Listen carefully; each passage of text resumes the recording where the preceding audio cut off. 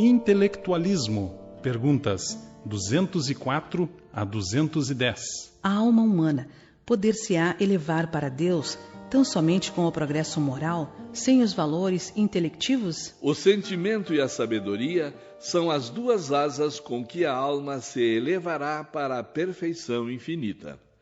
No círculo acanhado do orbe terrestre, ambos são classificados como adiantamento moral e adiantamento intelectual. Mas, como estamos examinando os valores propriamente do mundo em particular, devemos reconhecer que ambos são imprescindíveis ao progresso, sendo justo, porém, considerar a superioridade do primeiro sobre o segundo, porquanto a parte intelectual sem a moral pode oferecer numerosas perspectivas de queda na repetição das experiências, enquanto que o avanço moral jamais será excessivo, representando o núcleo mais importante das energias evolutivas. Podemos ter uma ideia da extensão de nossa capacidade intelectual?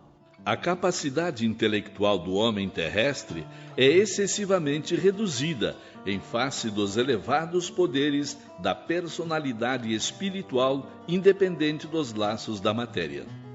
Os elos da reencarnação fazem o papel de quebra-luz sobre todas as conquistas anteriores do espírito reencarnado. Nessa sombra reside o acervo de lembranças vagas, de vocações inatas, de numerosas experiências, de valores naturais e espontâneos a que chamais subconsciência.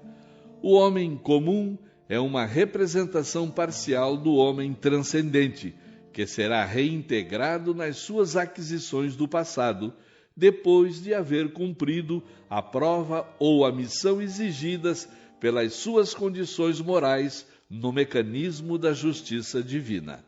Aliás, a incapacidade intelectual do homem físico tem sua origem na sua própria situação, caracterizada pela necessidade de provas amargas. O cérebro humano é um aparelho frágil e deficiente, onde o espírito em queda tem de valorizar as suas realizações de trabalho. Imaginai a caixa craniana, onde se acomodam células microscópicas inteiramente preocupadas com a sua sede de oxigênio, sem dispensarem por 1/1000 de segundo a corrente do sangue que as irriga, a fragilidade dos filamentos que as reúnem, cujas conexões são de 100 milésimos de milímetro, e tereis assim uma ideia exata da pobreza da máquina pensante de que dispõe o sábio na terra para as suas orgulhosas deduções, verificando que, por sua condição de espírito caído na luta expiatória, tudo tende a demonstrar ao homem do mundo a sua posição de humildade, de modo que em todas as condições possa ele cultivar os valores legítimos do sentimento. Como é considerada, no plano espiritual, a posição atual intelectiva da Terra? Os valores intelectuais do planeta, nos tempos modernos, sofrem a humilhação de todas as forças corruptoras da decadência. A atual geração, que tantas vezes se entregou à jactância, atribuindo a si mesma as mais altas conquistas no terreno do raciocínio positivo, operou os mais vastos desequilíbrios nas correntes evolutivas do orbe, com o seu injustificável divórcio do sentimento. Nunca os círculos educativos da Terra possuíram tanta facilidade de amplificação como agora, em face da evolução das artes gráficas. Jamais o livro e o jornal foram tão largamente difundidos. Entretanto, a imprensa, quase de modo geral, é órgão de escândalo para a comunidade e centro de interesse econômico para o ambiente particular, enquanto que poucos livros triunfam sem o bafejo da fortuna privada ou oficial, na hipótese de ventilarem os problemas elevados da vida. A decadência intelectual pode prejudicar o desequilíbrio do mundo? Sem dúvida. E é por essa razão que observamos na paisagem político-social da Terra as aberrações, os absurdos teóricos, os extremismos, operando a inversão de todos os valores. Excessivamente preocupados com as suas extravagâncias, os missionários da inteligência trocaram o seu labor junto ao espírito por um lugar de domínio, como os sacerdotes religiosos que permutaram a luz da fé pelas prebendas tangíveis da situação econômica. Semelhante situação operou naturalmente o mais alto desequilíbrio no organismo social do planeta. E como prova real desse acerto, devemos recordar que a guerra de 1914 a 1918 custou aos povos mais intelectualizados do mundo mais de 100 mil bilhões de francos, salientando-se que, com menos da 100ª parte dessa importância, poderiam essas nações haver expulsado o fantasma da sífilis do cenário da Terra. Há uma tarefa especializada da inteligência no orbe terrestre? Assim como numerosos espíritos recebem a aprovação da fortuna, do poder transitório e da autoridade, há os que recebem a incumbência sagrada em lutas expiatórias ou em missões santificantes de desenvolverem a boa tarefa da inteligência em proveito real da coletividade. Todavia, assim como o dinheiro e a posição de realce são ambientes de luta, onde todo o êxito espiritual se torna mais porfiado e difícil, o destaque intelectual muitas vezes obscurece no mundo a visão do espírito encarnado, conduzindo-o à vaidade injustificável, onde as intenções mais puras ficam aniquiladas. O escritor de determinada obra será julgado pelos efeitos produzidos pelo seu labor intelectual na Terra? O livro é igualmente como a semeadura. O escritor correto, sincero e bem intencionado é o lavrador previdente que alcançará a colheita abundante e a elevada retribuição das leis divinas à sua atividade. O literato fútil, amigo da insignificância e da vaidade, é bem aquele trabalhador preguiçoso e nulo que semeia ventos para colher tempestades. E o homem de inteligência que vende a sua pena, a sua opinião e o seu pensamento no mercado da calúnia, do interesse, da ambição e da maldade, é o agricultor criminoso que humilha as possibilidades generosas da terra, que rouba os vizinhos, que não planta e não permite o desenvolvimento da semeadura alheia, cultivando espinhos e agravando responsabilidades pelas quais responderá um dia, quando houver despido a indumentária do mundo para comparecer ante as verdades do infinito. Os trabalhadores do Espiritismo devem buscar os intelectuais para a compreensão dos seus deveres espirituais? Os operários da doutrina devem estar sempre bem dispostos na oficina do esclarecimento, todas as vezes que procurados pelos que desejem cooperar sinceramente nos seus esforços. Mas provocar a atenção dos outros no intuito de regenerá-los, quando todos nós mesmos, os desencarnados, estamos em função de aperfeiçoamento e aprendizado, não parece muito justo, porque estamos ainda com um dever essencial, que é o da edificação de nós mesmos. No labor da doutrina, temos de convir que o Espiritismo é o cristianismo redivivo, pelo qual precisamos fornecer o testemunho da verdade, e dentro do nosso conceito de relatividade, todo o fundamento da verdade da Terra está em Jesus Cristo.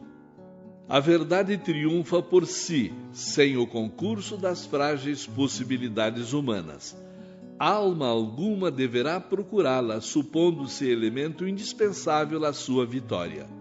Como seu órgão no planeta, o Espiritismo não necessita de determinados homens para consolar e instruir as criaturas, depreendendo-se que os próprios intelectuais do mundo é que devem buscar espontaneamente, na fonte de conhecimentos doutrinários, o benefício de sua iluminação. Personalidade. Perguntas 211 a 217. Como compreender a noção de personalidade? A compreensão da personalidade no mundo vem sendo muito desviada de seus legítimos valores pelos espíritos excêntricos altamente preocupados em se destacarem no vasto mundo das letras. Entendem muitos que ter personalidade é possuir espírito de rebeldia, de contradição na palavra sempre pronta a criticar os outros no esquecimento de sua própria situação. Outros entendem que o homem de personalidade deve sair mundo afora buscando posições de notoriedade em falsos triunfos, porquanto exigem o ouvido pleno dos mais sagrados deveres do coração. Poucos se lembraram dos bens da humildade e da renúncia para a verdadeira edificação pessoal do homem, porque para a esfera da espiritualidade pura, a conquista da iluminação íntima vale tudo, considerando que todas as expressões da personalidade prejudicial e inquieta do homem terrestre passarão com o tempo, quando a morte implacável houver descerrado a visão real da criatura. O homem sem grandes possibilidades intelectuais é sempre um homem medíocre? O conceito da mediocridade modifica-se no plano de nossas conquistas universalistas depois das transições da morte. Aí no mundo, costumais entronizar o escritor que enganou o público, o político que ultrajou o direito, o capitalista que se enriqueceu sem escrúpulos de consciência, colocados na galeria dos homens superiores. Exaltando-lhes os méritos individuais com extravagâncias louvaminheiras, muito falais em mediocridade, em rebanho, em rotina, em personalidade superior.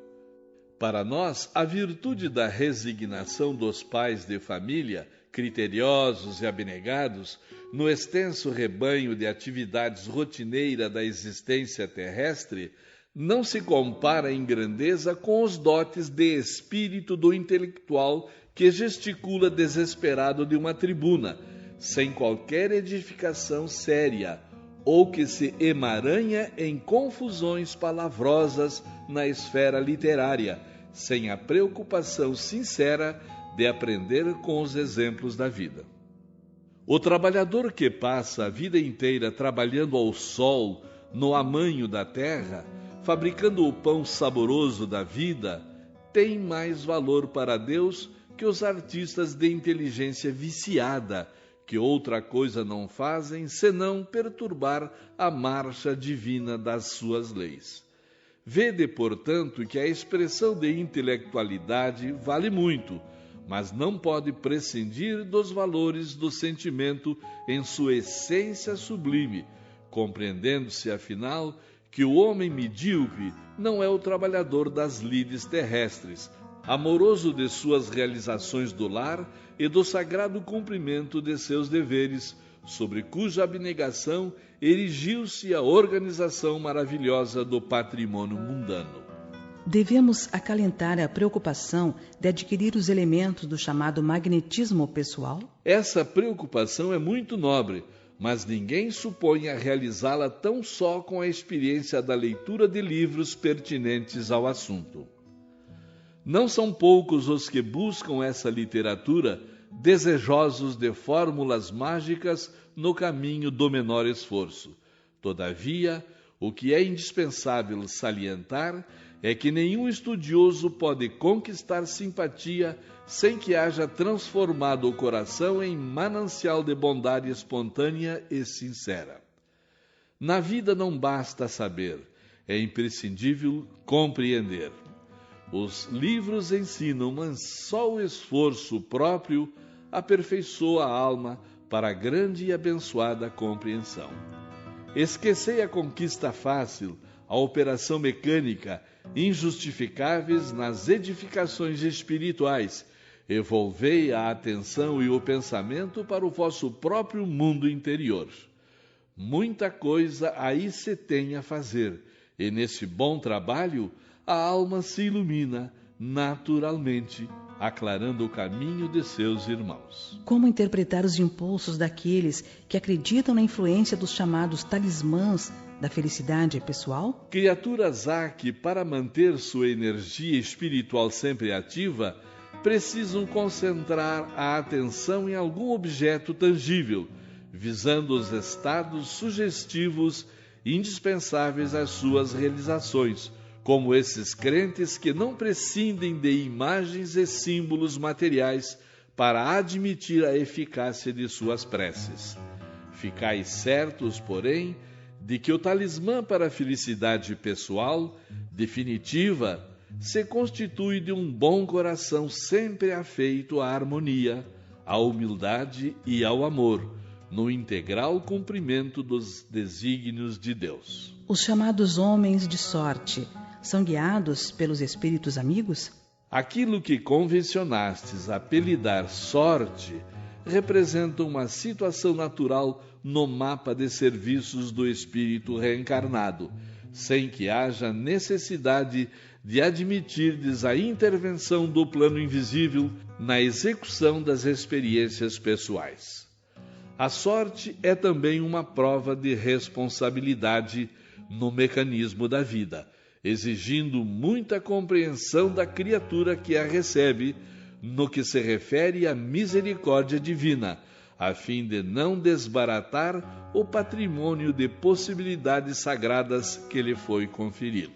O amor próprio e o brio, o caráter, a honra, são atitudes que a sociedade humana reclama da personalidade. Como proceder em tal caso quando os fatos colidem com os nossos conhecimentos evangélicos? O círculo social exige semelhantes atitudes da personalidade e, contudo, essa mesma sociedade ainda não soube entendê-las, senão pela pauta das suas convenções, quando o amor próprio, o brio, o caráter e a honra deveriam ser traços do aperfeiçoamento espiritual e nunca demonstrações de egoísmo, de vaidade e orgulho, quais se manifestam comumente na terra.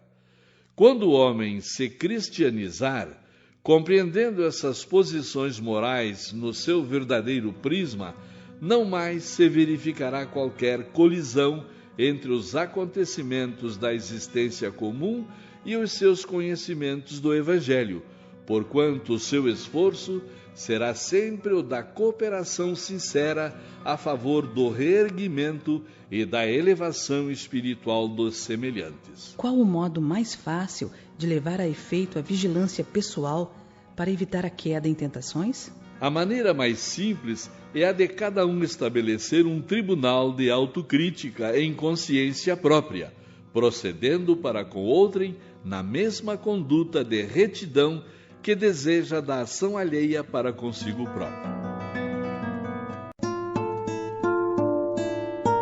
Iluminação, necessidade.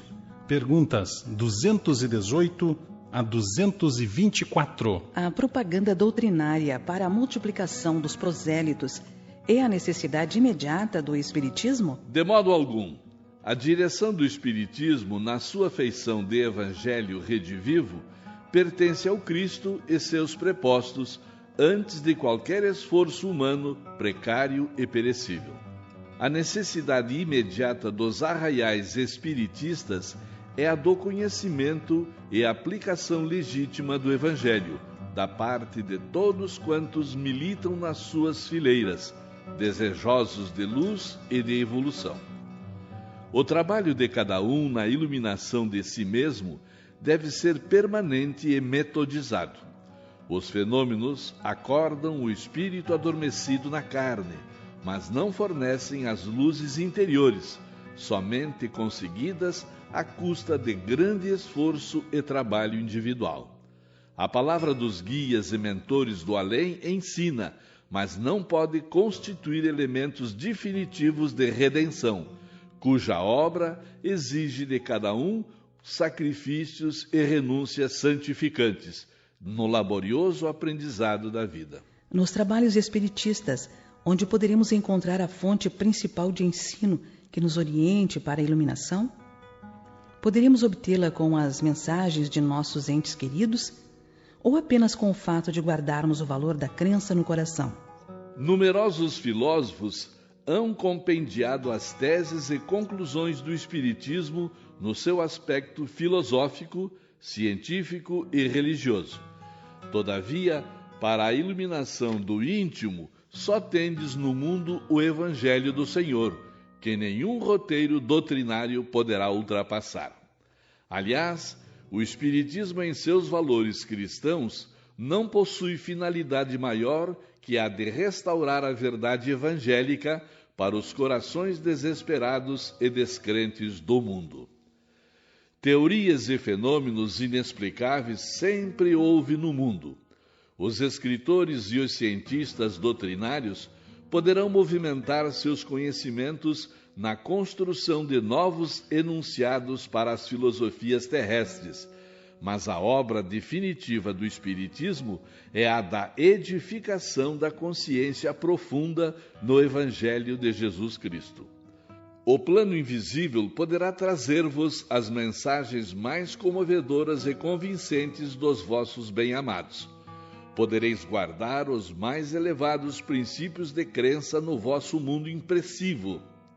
Todavia, esse é o esforço, a realização do mecanismo doutrinário em ação junto de vossa personalidade. Só o trabalho de autoevangelização, porém, é firme e imperecível.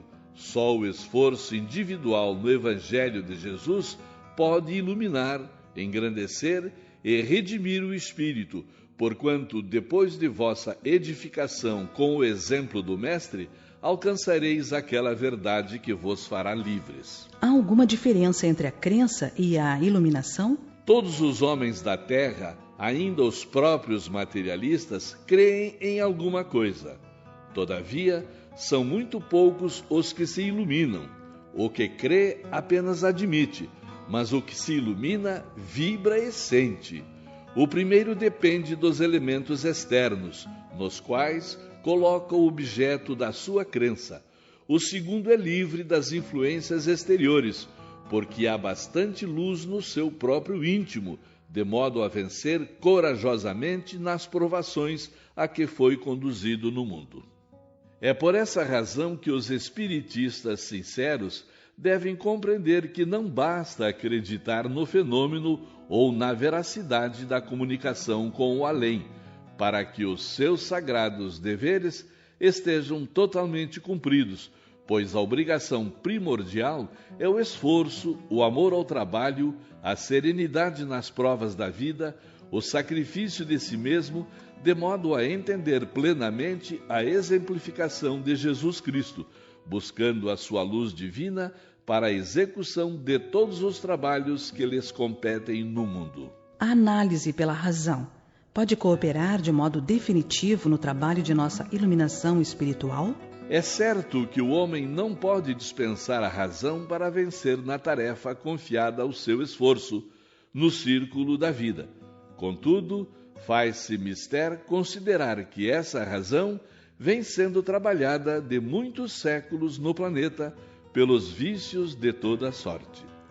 Temos plena confirmação deste acerto no ultrarracionalismo europeu, cuja avançada posição evolutiva, ainda agora, não tem vacilado entre a paz e a guerra, entre o direito e a força, entre a ordem e a agressão.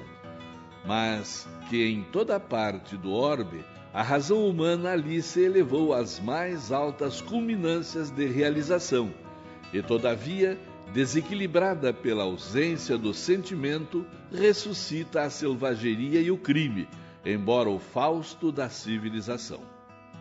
Reconhecemos, pois, que na atualidade do orbe, toda a iluminação do homem há de nascer, antes de tudo, do sentimento. O sábio desesperado do mundo deve volver-se para Deus como a criança humilde para cuidar dos legítimos valores do coração, porque apenas pela reeducação sentimental, nos bastidores do esforço próprio, se poderá esperar a desejada reforma das criaturas. Que significa o chamado toque da alma, ao qual tantas vezes se referem os espíritos amigos? Quando a sinceridade e a boa vontade se irmanam dentro de um coração, faz-se no santuário íntimo a luz espiritual para a sublime compreensão da verdade. Esse é o chamado toque da alma, impossível para quantos perseverem na lógica convencionalista do mundo ou nas expressões negativas das situações provisórias da matéria em todos os sentidos. Há tempo determinado na vida do homem terrestre para que se possa ele entregar com mais probabilidade de êxito ao trabalho de iluminação? A existência na Terra é um aprendizado excelente e constante. Não há idades para o serviço de iluminação espiritual. Os pais têm o dever de orientar a criança desde os seus primeiros passos no capítulo das noções evangélicas, e a velhice não tem o direito de alegar o cansaço orgânico em face desses estudos de sua necessidade própria. É certo que as aquisições de um velho em matéria de conhecimentos novos não podem ser tão fáceis como as de um jovem em função de sua instrumentabilidade sadia, fisicamente falando. Os homens mais avançados em anos têm, contudo, a seu favor as experiências da vida, que facilitam a compreensão e nobilitam o esforço da iluminação de si mesmos, considerando que, se a velhice é a noite, a alma terá no amanhã do futuro a alvorada brilhante de uma vida nova. As almas desencarnadas continuam igualmente no serviço da iluminação de si próprias? Nos planos invisíveis, o espírito prossegue na mesma tarefa abençoada de aquisição dos próprios valores, e a reencarnação no mundo tem por objetivo principal a consecução desse esforço. Trabalho. Perguntas 225 a 231. Como entender a salvação da alma e como consegui-la? Dentro das claridades espirituais que o Consolador vem espalhando nos bastidores religiosos e filosóficos do mundo, temos de traduzir o conceito de salvação por iluminação de si mesma, a caminho das mais elevadas aquisições e realizações no infinito. Considerando esse aspecto real do problema de salvação da alma, somos compelidos a reconhecer que, se a providência divina movimentou todos os recursos indispensáveis ao progresso material do homem físico na Terra, o Evangelho de Jesus é a dádiva suprema do céu para a redenção do homem espiritual em marcha para o amor e sabedoria universais. Jesus é o modelo supremo. O Evangelho é o roteiro para a ascensão de todos os espíritos em luta, o aprendizado na Terra para os planos superiores do ilimitado. De sua aplicação decorre a luz do Espírito. No turbilhão das tarefas de cada dia, lembrai a afirmativa do Senhor: Eu sou o caminho, a verdade e a vida. Se vos cercam as tentações de autoridade e poder, de fortuna e inteligência, recordai ainda as suas palavras: Ninguém pode ir ao Pai senão por mim. E se vos sentis tocados pelo sopro frio da adversidade e da dor, se estáis sobrecarregados de trabalhos no mundo, buscai ouvi-lo sempre no imo d'alma. Quem deseje encontrar o reino de Deus, tome a sua cruz e siga os meus passos. Os guias espirituais têm uma parte ativa na tarefa de nossa iluminação pessoal? Essa colaboração apenas se verifica como no caso dos irmãos mais velhos ou dos amigos mais idosos nas experiências do mundo. Os mentores do além poderão apontar-vos os resultados dos seus próprios esforços na Terra, ou então aclarar os ensinos que o homem já recebeu através da misericórdia do Cristo e da benevolência dos seus enviados, mas em hipótese alguma poderão afastar a alma encarnada do trabalho que lhe compete na curta permanência das lições do mundo. Que dizer de um professor que decifrasse os problemas comuns para os alunos? Além disso, os amigos espirituais não se encontram em estado beatífico. Suas atividades e deveres são maiores que os vossos. Seus problemas novos são inúmeros e cada espírito deve buscar em si mesmo a luz necessária à visão acertada do caminho. Trabalhai sempre. Essa é a lei para vós outros e para nós, que já nos afastamos do âmbito limitado do círculo carnal. Esforcemo-nos constantemente. A palavra do guia é agradável e amiga, mas o trabalho de iluminação pertence a cada um. Na solução dos nossos problemas, nunca esperemos pelos outros, porque de pensamento voltado para a fonte de sabedoria e misericórdia, que é Deus, não nos faltará em tempo algum a divina inspiração de sua bondade infinita. Deus concede o favor, a que chamamos graça? São tão grandes as expressões da misericórdia divina que nos cercam o espírito, em qualquer plano da vida, que basta um olhar à natureza física ou invisível para sentirmos em torno de nós uma aluvião de graças. O favor divino, porém, como o homem pretende receber no seu antropomorfismo, não se observa no caminho da vida, pois Deus não pode assemelhar-se a um monarca humano, cheio de preferências pessoais ou subornado por motivos de ordem inferior. A alma aqui ou aliures receberá sempre de acordo com o trabalho da edificação de si mesma. É o próprio espírito que inventa o seu inferno ou cria as belezas do seu céu.